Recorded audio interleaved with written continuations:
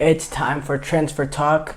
As we get closer into the summer, and then once we get into the summer, this has kind of become like a almost a one every couple of days things, just discussing some of the transfer rumors and all that.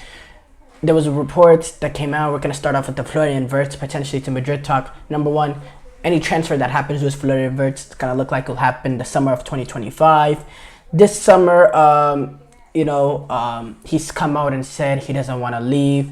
Xavi is also staying. It looks like Xavi staying is opening it up opportunity for Leverkusen to retain a lot of their stars and to kind of go at it again next year in the Champions League. So this is not going to happen this year, but next year, first of all, Florian Wirtz, he's played an amazing role in what Leverkusen has done right now. They're in the Europa League final, they're in the DFB Pokal final, and they're unbeaten all of this season, which is still unbelievable to say.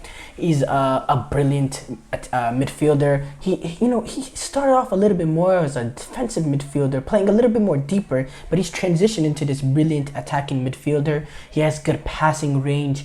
He has good ability on the ball. He has acceleration. He can drive past the player and then open up space for teammates by playing in a ball. He's very, very good on the ball, very technical. He has the capacity to go in the box and get a goal. He has a long shot on him. When you see the goal that he scored against against France. So I really, really like the player. He's a good player. He's going to be an expensive player. It's going to take, a number north like $150 million to sign a sort of player. That's what he's going to be, because he is a really minute player. He's young. And what impressed me is how he came off. He was injured for the World Cup and missed a lot of the season when he injured his ACL, and then he came back, and the way that he's came back has been very, very impressive for a young player. These kind of injuries, they can psychologically, torment a player, but it just shows a great of mental strength for him to be this young and to recover from this injury and to come back and play the way he has. For me, I think it'll be a good signing for Real Madrid. He won't be they're talking about a Kroos replacement. I think that's just because of the fact that he's German, because, Kroos is not similar. Kroos is much more of a deep line player, a very good, gifted, technical passer.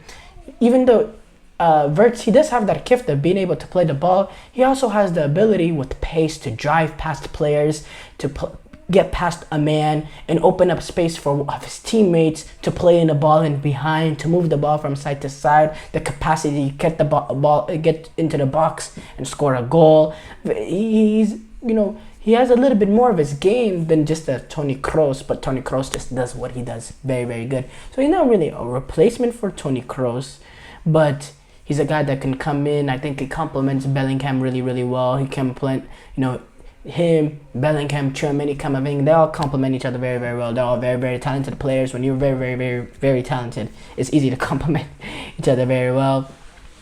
And this will allow Jude Bellingham to play a little bit more of a deeper role that you see him played earlier with Dortmund, and he can take more of the front role, because I think Wirtz is better as an attacking midfielder than Bellingham, because he has, the ability to drive past the player with pace. Bellingham does have a good goal record, getting into the box and all that, but that's kind of a this season thing. I don't think he's going to be like a goal scorer all of his career. I just think he's like kind of filling in this season for the Real Madrid's lack of striker. But I think Wirtz and his ability, I think he'll be perfect for Real Madrid. Another talk that's been going on, Osimhen, Victor Osimhen. There's talks for him going to Chelsea for potential Osimhen Lukaku swap deal. That's maybe that's a potential rumor and all that, and then add on 90 million or something. Osimhen has at 25 years a reported release clause of 130 million. First of all, I want to discuss the fit for Chelsea. Well, Osimhen is a very, very good striker, very, very good clinical finisher. Aggressive. He's tall, so you can swing in a ball, and he'll be able to get on the end of it. He has an ability to finish with his head, with his feet. He has good control, good touch. I'm messing up what I'm saying. And this is a Chelsea team that's need a striker for, man, I mean, how long have we needed a striker? It's been so long. it's been so long how long Chelsea has needed a striker. So I think it is a good move when you look at the amount of chances Nicholas Jackson has missed this season. If you put in a guy like Osimhen and the amount of chances that we create, we just need that guy to. I'm saying we. I'm a journalist now. I can't be saying we. But Chelsea, they just need that guy to get the ball into the back of the net, and he will do that at a breathtaking rate. He will score many goals for Chelsea. He will, he's not the guy. His back to goal play could be a little bit better. He is gifted, but it could be a little bit better. He's not right away. He's not gonna be like a Kane who can drop into midfield and be like almost a 10, just like he doesn't have that in him yet. He's purely more of a number 9 now, but he still has a little bit of he still has quality, and he can develop into that sort of player. He really has the quality. I mean, when it comes to ability and all that, he has the ability, and we see it at Napoli, especially last season. But yeah, I think he'll come in. I think he'll be a good signing. It's also, whenever it comes to Chelsea and number 9s, it could always fail, because that's just how it works. With Chelsea and number 9s, they've had a few failures recently, but it could also become very, very good option. And then there's not much else other than going on. United eyeing Fulham center back Adarabioyo, and that really. We need to get more clarification on who's United's next manager gonna be before United start talking about, which guy. Because I feel like the next manager for Manchester United should bring in the players that he wants. I really don't like just managers simply having to,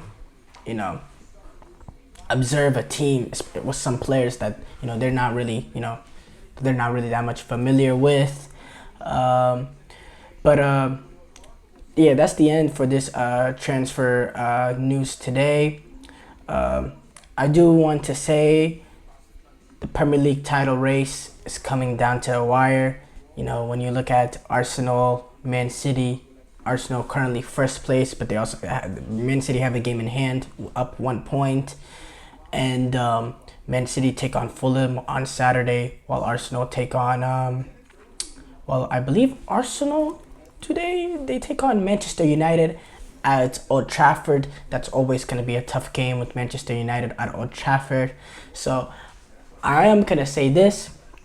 With Man United having to take on United at Old Trafford, I think Man City, with only being point down with the game in hand, I think when we enter the final day, May 19th of the season, when both teams will be playing their respective last games, I think both teams will be playing in meaningless games. I really think Man City are going to clinch the Premier League title before then.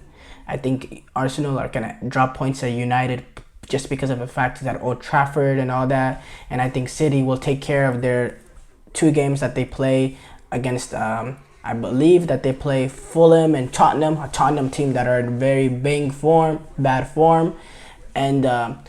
And I think we might be talking about, I think we might enter that last game of the season, and this, Premier League title race might be over, which maybe this is a irresponsible thing to say, especially with how good Arsenal have been this season and how poor United have been up to now. But I just feel like the fact that as Old Trafford is a fortress, United, there's no real motivation. They're still playing for that Europa League, Conference League position, I guess. But, they're the main motivation is they're going to want to end Arsenal's season. But at the same time, would they want to hand the Premier League to City? No, but, it's still Old Trafford. They're not going to take that game. And I think Arsenal, have one more bottle moment left in the season. They bottled it against Villa. They bottled it against Bayern. I think there's one more bottling session left for Arsenal. That's I'm not trying to banter or anything. Arsenal fans, don't hate me. But thank you for tuning in to the GSMC Soccer Podcast presented by the GSMC Sport Network. Your support means a lot to us. So please remember to subscribe to the show and leave a positive review. It really does make a difference. We also invite you to follow us on Facebook, Twitter, TikTok, and Instagram for more content and updates. So thank you once again and have a wonderful day.